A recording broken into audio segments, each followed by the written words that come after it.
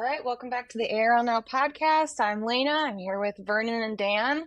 How are you guys doing this week? Doing great. Doing pretty good. Yeah, I just realized I'm wearing the loudest shirt possible for the viewers. It's got sand dollars all over it, and I'm looking at it. I'm getting distracted looking at it in the camera here. They are beautiful. It could always be like bright pink or something like that, or bright orange. At least it's a muted tone. Just realizing that we moved into doing this recording in like the booths outside of our office, which I want to say that up front because we were not moving because people were making fun of my room in the background.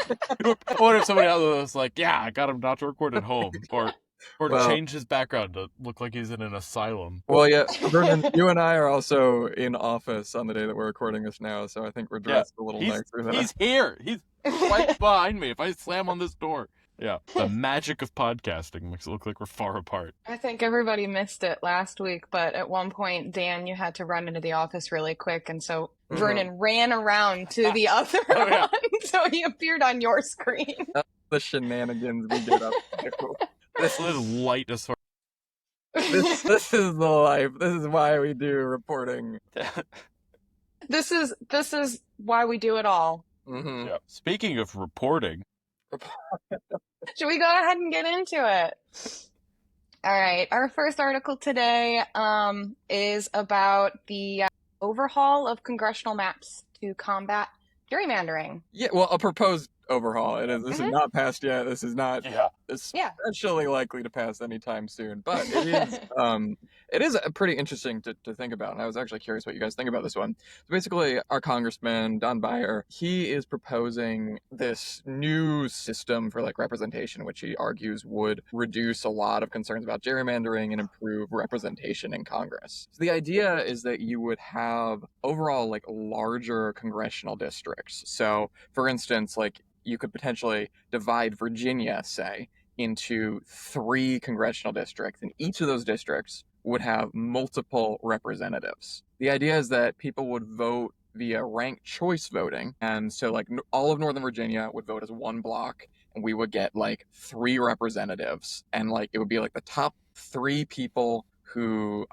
voters decide on via ranked choice voting would then become our representatives in Congress. The idea is that this would improve representation, whereas, you know, Arlington is basically always going to have a Democratic congressman these days. There could be a possibility that like one of those seats would be competitive in Northern Virginia, and like Northern Virginia might sometimes have one of those 3. For instance, one of those 3 might sometimes be a Republican in Northern Virginia, or in other parts of this country where like they're like solidly blue or solidly red. The idea is that this could potentially create better representation that more accurately represents the people who live in a place. So where would this be going to get approved? Would it have to go to the state government? Would it be a federal government review? This is at the federal level, yeah. You know, that's why I say not necessarily that likely to pass anytime soon. But you got to start somewhere. You got to start somewhere. I would be kind of dubious of this. This is one of those, gerrymandering reform is kind of a like prisoner's dilemma thing. You have to genuinely have both sides be committed to actually carrying this out, to actually doing it in a nonpartisan fashion, because if you wind up with a situation where, won't name any names here, but if just one side is doing the gerrymandering reform and the other side is going all in on gerrymandering, then you have one side winning, basically. Like, if you can't have both of them do that in a nonpartisan fashion, then you're basically just ceding ground. Yeah, I mean, it's one where like, I mean, having it get the support is definitely a big question here, where it's like, I mean, who presumably the current maps would favor people who are currently in Congress, and changing those maps might not favor people who are currently there. So I'm not entirely sure how you get the support to get this off the ground, but I don't know. It would be interesting to see how that reshapes the political landscape around the area, for sure. Like, if suddenly running Republicans in Northern Virginia would be viable, or running Democrats in, like, Southwest Virginia. Yeah, I think this could be really interesting, but like you said, it's kind of, you know, maybe a little bit of a long shot, because there's so many, like you were saying, there are just so many reasons for certain people to really hate this, and then other reasons for someone to really like this. So it would be hard to get it to be bipartisan. Yeah. Well, especially since it would involve basically introducing ranked choice voting everywhere in this country. I mean, you never know. I don't expect to see it happen this legislative section. Something tells me that major gerrymandering reform is not on the table right now, given Not this year. given some of the national news things. So. All right. Well, moving on. Our next article is about a cake influencer who is planning a Cake Fest DMV next month in Clarendon. Yeah, this is pretty awesome. This was actually a little peek behind the curtain on how these things operate. We were sitting in the office, and I was having a story that's pushed back, and I was like, I don't know what's going on in Arlington. I don't know what to do as a story. And Jared is like, I can send you one about a cake influencer. I was like, sure, let me look at it.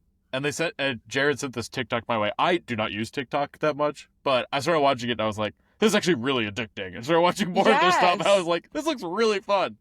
And so, yeah, this is Shanice Nicole, who is a cake decorator with 30,000 TikTok followers, which I assume is a lot, who is hosting Cake Fest DMV. That's going to be on Sunday, September 21st at the Arlington Beer Garden over in Clarendon. And yeah, you're going to have a bunch of people. You have to bring a cake if you're going to participate. But you need a bunch of people bringing cakes, and they'll have cakes to try, cakes to share. There will be like alcoholic cakes, vegan cakes, that kind of stuff. So alcoholic a big mix. Cakes? They said that was one of the categories. They said, yeah. Wow, like I love a rum that. cake, Okay. exactly. So, yeah. Thank you for not being uncultured swine. Yeah. They use rum and brandy and stuff like that in baking a good bit. Yeah. Oh, they did say avoid whipped cream or heat-sensitive frosting because it's going to be outside in September. So we'll see how that goes. That would be so sad. You just watch the cake melting. The other thing that got a lot of attention with this story and that we got talking around in the office was there is a early bird fee. There's $25 registration fee for the first 40 people to sign up. And I thought it was interesting that the comments on this were just as confused about that as like we were, which I guess the idea behind this is that if you're going to book a venue like this, you need to recoup certain costs, like to get it off the ground, to get it going at all, you need to know that you're going to be able to like pay for some of that stuff. And so I guess the idea is people signing up early, like, will help cover those costs, but there's no incentive to it. There's nothing listed as like a reason to. I feel like if I was like, oh, I want to do this, I'd be like, well, I'm going to wait. I'm going to register at the last minute so I don't have to. So I'm worried that now people are all going to have that same thought. Yeah. And they're going to be like, well, I don't want to be one of the first people to sign up. Right. It's like, only $25. It's only $25. Like, I imagine the ingredients to make the cake, like, will cost more. But at the same time, $25. Like, I don't. Did they maybe mean that after that it goes up? No, there's nothing else in there about a cost to sign up or anything like that. It's just that there's a fee for the first 40 people to sign up, which is, I mean, they have like a photo booth and a matcha bar, so I guess if you want to be like generous and contribute to making sure this succeeds and gets off the ground, which obviously none of us are good, generous people, so not doing that. Right. Listen. Think about how much amazing cake you're gonna get for that $25.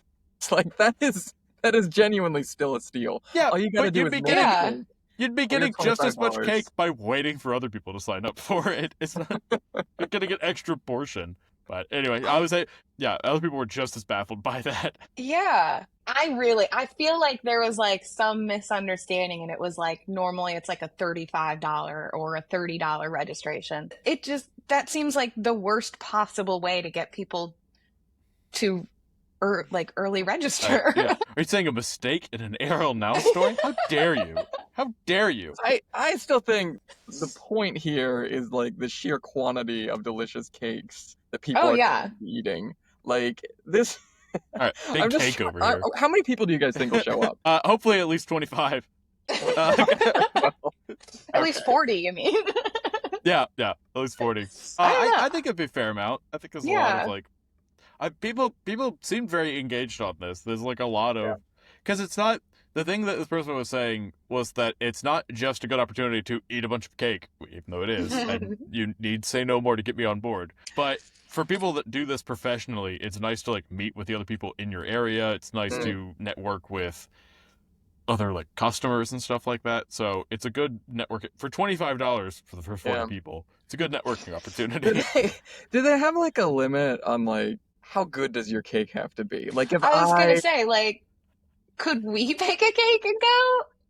First of all, I don't know where each of you are on your own screens for me, but like for Dan, I don't think there is a quality metric. It's just that I think they're It's like trusting a a shame bouncer at the complex. door.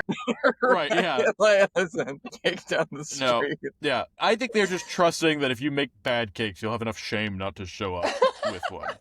Like we should have some shame in our society. I feel like I'd be so self-conscious.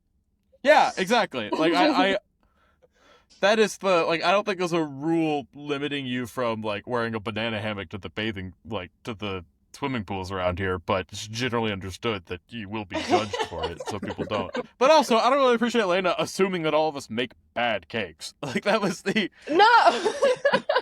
But what I mean is, like, you don't have to be a professional baker, I guess. Like, I could make a pretty adequate cake, right. But I could see, like, I know these are technically different. Great. I know these are technically different skill sets, but I've seen your massive Lego collection, and I assume that means you have the patience, time, and money for baking. So, whereas I have multiple Lego sets still in boxes, so I clearly have none of the patience, time, or money. So, I think we should have an Arl Now bake-off. That would actually get behind that.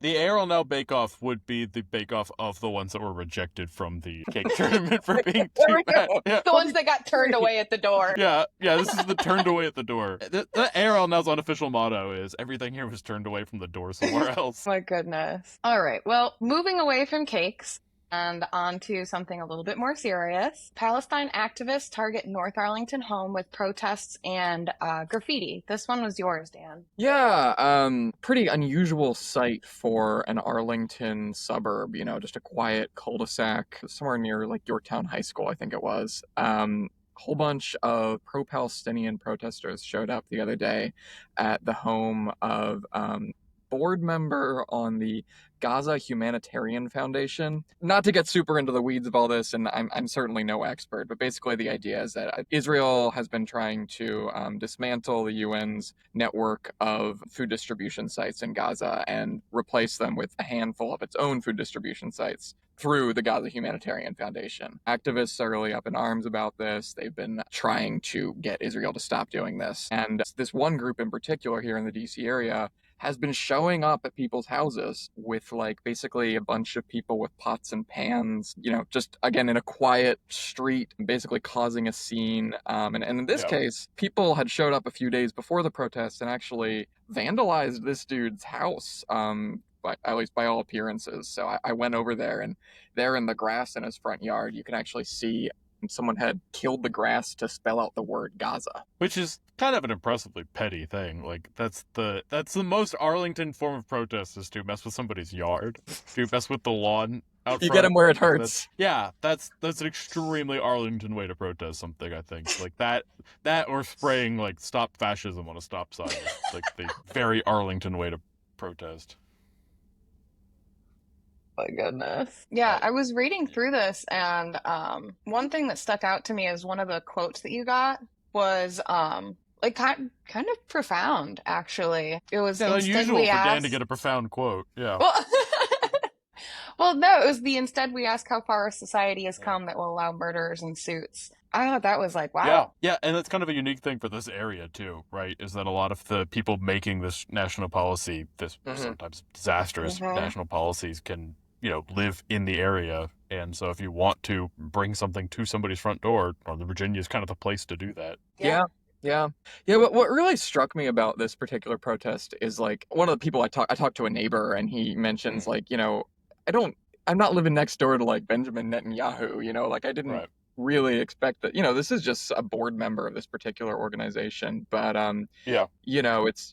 it's protesters kind of expanding their circle of who they're willing to target with these things. But also, I mean, to your point, here in the DC area, we do just have a huge concentration of people who really are making these decisions. And, your next door neighbor could be one of them. We had that in especially if you're able to afford a house, it's even more likely that your next door neighbor will be one. I don't know if anybody in my apartment building is making national policy. When I was coming to Alexandria, we had the same thing too, where it was like people protesting ICE and stuff like that were meeting and rallying outside of people's houses that were like directors of national security and stuff like that. yeah, it's kind of a unique thing around here versus other places around the country. Yeah. You mentioned in it too the along Chain Bridge. It was Yes. happening as well. Yeah. I remember driving past that, yeah, for a Right. long time. Yeah. Like people camped out. They weren't like doing anything, they just, had their signs and everything, but yeah, they were there for like a long time. Right. Yeah, yeah. I mean, that's kind of the interesting thing here is like it's new in that they're targeting some like, that was for someone who was like very high up in the administration, whereas this is like some guy who is just a board member on this particular aid program. But it's not new in that like people there's precedent for this now, coming to people's homes and that kind of escalatory practice. It seems to be, I guess, here to stay for at least for the time being. Which, I mean, also, not to get too political on this or like take a sides or anything, but it's also fair play. I mean, because a lot of these decisions are affecting other people at their homes.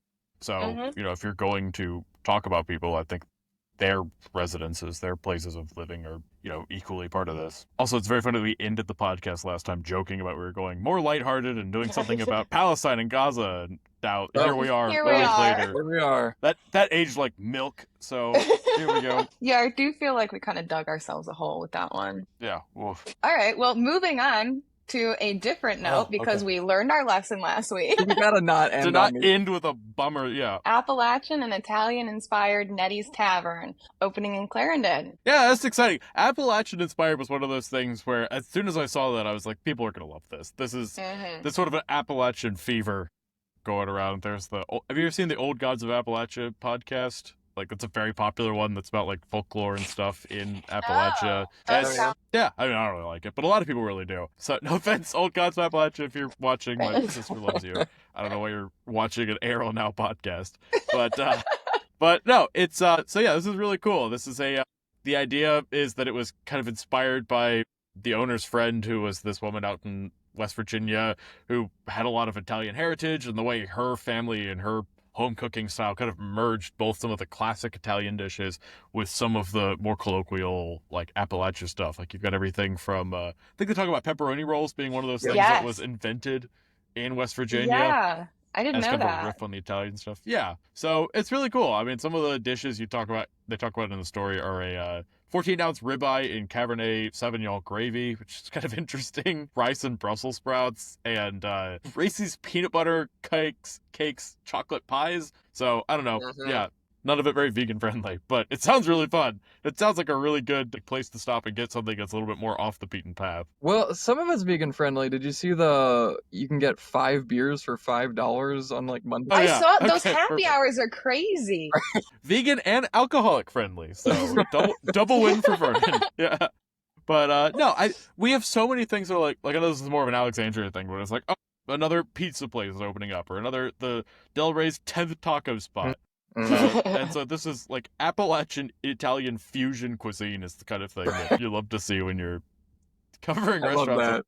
I love the unique restaurants. Like, there's one in McLean that opened up a while ago that was it was Thai food, but the focus of it was you are not going to find pad Thai or like pad see ew or stuff on the menu. This is like legit classic actual Thai food, not the stuff that they made to appeal to GIs when they came over during the Vietnam War. So I was like, dude, get on that soapbox and get that good dish. So yeah, no, I think this looks great. I like that it's different. I like the like how they decorate it on the inside too. Oh yeah, it's very classic. Fun. Yeah, that's cool. I love that. Yeah, the aesthetic is amazing. They have like the woman the wedding dress is devoted to her. Yeah, the wedding dress just like up on the wall. That's awesome. And the pictures of her, she looks awesome. Like they're with her gun, like out hunting. I want to know who this woman was. Well, you can go to the restaurant and find out more, I guess. But yeah, like not normally my thing, but like the head mounted on the wall, like it feels very West Virginia. She's also from Berkeley Springs, which is, I don't know if you guys have ever been there, but that's a great little West Virginia spot if you're ever looking to go out there and want a fun local experience. Yeah. So, yeah, this place, go ahead. It's our pitch for the new Berkeley's Now. I can't get over the happy hour deals. Yeah. Like, oh my God. Yeah. 5 beers for $5, $3 mug night. $3 mug night sounds intense. Now, it isn't Clarendon, so, like, you know, I don't know if you... That makes it more dangerous. Clarendon's most fightiest bar yet. Yeah, I used to go to McFadden's up in D.C., which closed because they had too many stabbings, so I feel right at home Wait, is that why it closed? Yeah, back in the day, there was, like, too many... Like, multiple people got stabbed, and they're like, this can't operate. Like, I don't even know if DC needed, like, a zoning thing. They were just like, this is the bad vibes. They gotta close I did not know that. Yeah. I was thinking more all of the, I feel like freshly 21, 22-year-olds are just gonna... Oh, they're gonna tear drink it up there. more than... Like, they're gonna just, like, drink them out of business at that point. Yeah. I don't know how many $5 like beer nights you can have. Yeah, but it's like Monday night, right? That's true. Yeah. That's true. Yeah, young people never drink at inappropriate times of the day. Also, it's like Monday night, and I'm like, yeah, that's who would be doing that? As I plan to go home and drink myself into oblivion and play Overwatch. So I just go to the comfort of my own home, not an Appalachian tavern like some young heathen. I don't know. I'm excited. I also am a huge fan of pepperoni rolls, so I had genuinely no idea that was like a West Virginia Appalachian dish, a specialty. I had no idea. One of our reporters, Jared, he went to college in West Virginia. He always talks about these pepperoni rolls. I thought he said that you couldn't, like, get them in Virginia because they don't meet our health code or something. So I don't know how they're getting around that, or maybe that's just an urban legend. I always had them in Ohio. Yeah, if you enforce health code in Virginia and you're listening to this podcast, please stop. Please disregard everything you just heard. Please ignore that. Oh, yeah, something Virginia will not allow on menus is a interesting selling point. But I don't even know if they have pepperoni rolls at this place, right? I know they came up as like a West Virginia delicacy, but I don't even know if it was explicitly mentioned that it'll be there. Oh, they have a sign. Don't they have a sign in the restaurant about their pepperoni rolls? No, you're thinking of the sign that's in West Virginia. That's the one courtesy Reese Gardner. Oh, no, you're right. It is in the restaurant. You're absolutely right. They have a whole plaque devoted to the dish. So I guess we'll find out when it opens on the 11th. Can you imagine the bait and switch if they had that, and then you get it, and they're like, "Sorry, we don't serve pepperoni rolls." Like, call your governor. Call one of your five. Call one of your representatives now. Yeah, call one of your new 5 ranked choice representatives from Northern Virginia. If you say that we can change that system and we'll get pepperoni rolls in Virginia, I guarantee you that the polling reform is approved the next day. I can't even eat it, and I would vote for that. Yeah. Tying it all together. All right. Well, the tying it all together motion, I accidentally bumped my fingers together. Did not work at all. So I guess that's fitting. All right. Well, it looks like the grand opening brunch is Saturday the 16th, but it says that it opens this weekend on the 11th. So if anybody's looking for weekend plans. That's Monday. Not sure that counts as a weekend, but okay. Wait, is it Monday? I don't. Yeah, it's Monday. I don't know. Yeah. I don't know the day of the week. Well, Monday is usually the one after Sunday and before Tuesday. I don't know. I'm looking at the physical number, of the date, but I'm not thinking it's Thursday. I'm thinking it's earlier in the week. So I'm like, you can get 4 days. That would be. You got to get there on Monday to try out their $5 beer bucket. Right? Yeah. Oh yeah, just in time. Post work. Yeah. All right. Well, I'll see you guys there on Monday. Yeah. All right, everybody. See y'all there on Monday. All right.